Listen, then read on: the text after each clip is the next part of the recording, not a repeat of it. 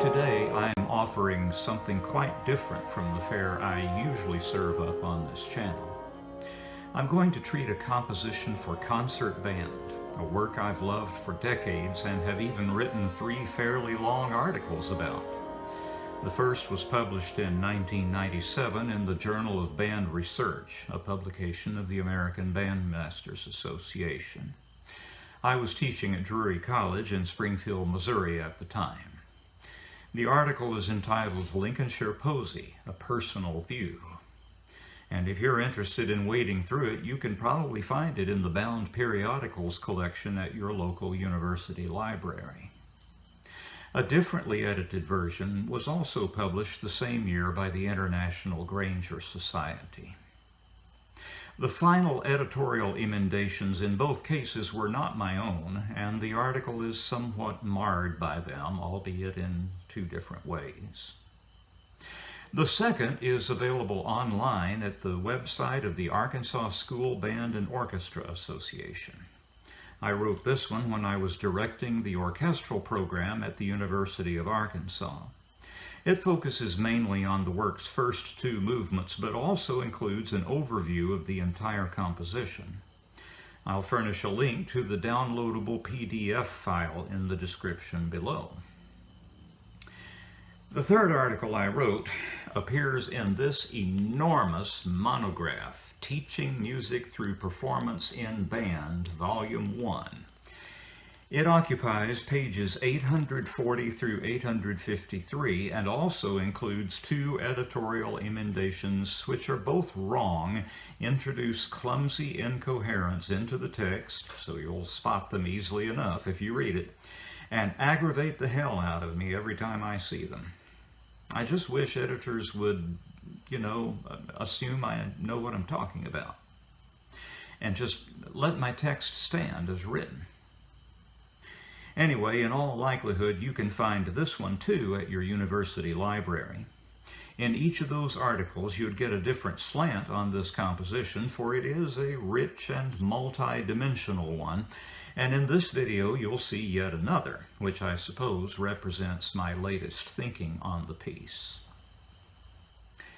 I had not planned to treat this music on my YouTube channel, but a couple of weeks ago, a Facebook friend from Australia contacted me about one of those articles and informed me that she was writing a paper over Lincolnshire Posy, and we had a brief conversation via Messenger.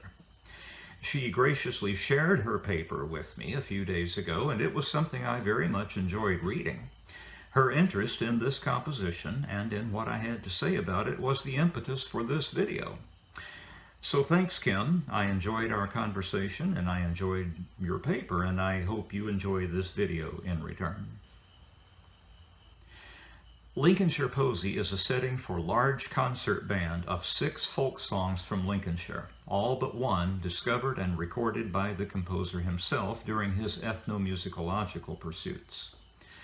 The piece was commissioned by the American Bandmasters Association in 1937, and some of its movements were premiered at their convention in March of that year. The reason for this partial premiere is at least twofold. Grainger was working right up to rehearsal time on parts for that music since he hadn't engaged a copyist, and some of those movements present insurmountable counting difficulties for the band. At least the band at that time found it so, and an attempt at rehearsal of those movements encountered some serious resistance from those musicians. Not long after its rocky start, the work was published with a condensed score and parts, and that is the condition in which it became known to the world and quickly established itself as a masterpiece. The work got the full score it always deserved, very beautifully edited by Frederick Fennell 50 years after its partial premiere in 1987. I believe it's safe to say that Frederick Fennell really owned Lincolnshire Posy, and you'll see why in a few minutes. I just used the word masterpiece, a word I never use casually. The repertoire for a concert band isn't nearly as rich and varied as that for the symphony orchestra, say, or the string quartet, After all, those types of ensembles have existed for hundreds of years, and virtually every composer of wide and justly deserved acclaim wrote for those ensembles during the century and a half before the concert band came on the scene in anything recognizably like its present form. But the ensemble most certainly does have a fine repertoire, thanks mostly to 20th and 21st century composers.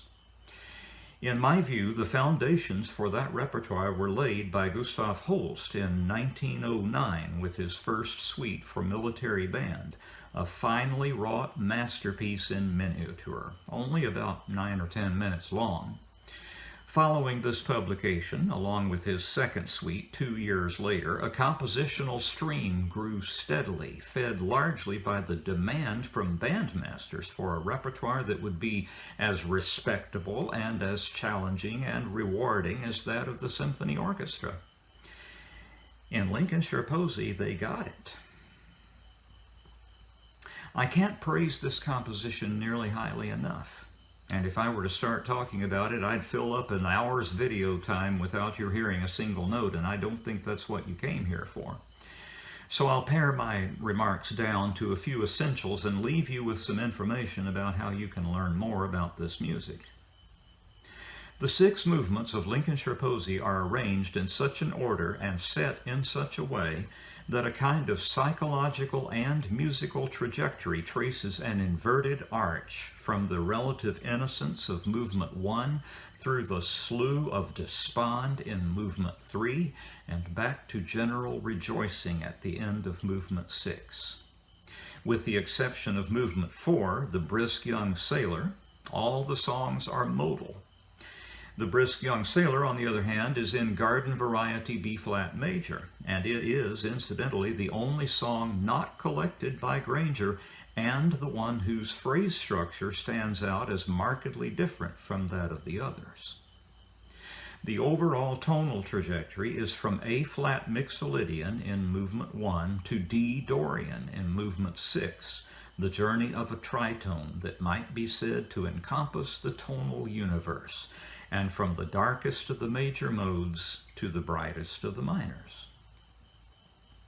In order to derive the real meaning of Grainger's settings, you'll need to know the words of the folk songs themselves, and I've included them one movement at a time in such a way that you can pause the video long enough to read through them and get an idea of the narrative verse by verse. If you can compare these songs one verse at a time to Grainger's music one strophe at a time, I believe you'll be struck by the astonishing virtuosity and appropriateness of Grainger's text-setting abilities. In some cases, Grainger's settings map onto the folk song originals point for point, that is, verse for verse. In others, Grainger has reduced his settings so as to capture the spirit of the song rather than its details. And this is most especially true of Movement 3. Speaking of Movement 3, Grainger took the unusual step of furnishing 2 versions labeled A and B for the first half of that movement, settings in F Dorian and C Dorian respectively. Since you'll be hearing version A in this recording, I've reduced the score to that. Reading a condensed score is a big enough challenge already, and if you've never had that experience, you're about to be treated to something quite revealing. In addition to the things that are already different about this video compared to my usual offering, I'm going to offer as an appendix the entire condensed score, just as I found it on imslp.com. It will more than likely be impossible to read at that scale, but it will perhaps be at least enough to whet your appetite, and if you wish to pursue it further, you can download that score for free as a PDF file. I'll furnish a link below. Finally, about the recording. This is not a commercial recording, nor is it a recording of a concert performance. It is part of an educational package that was put together by the U.S. Navy Band, who had Frederick Fennell in to conduct rehearsals and a sort of informal recording. You can find these materials on YouTube, and needless to say, I recommend watching them. In this recording, Maestro Fennell is taking the band through a reading that might well be a concert presentation, except that there is no audience. I believe that last fact must have unleashed Maestro Fennell's inner muse. There are places in the fifth movement where he loses himself in the moment and sings along. I think those are really wonderful moments, and I think also that this is an absolutely splendid reading of the work. The kind of reading I'd love to give it were I ever given the opportunity.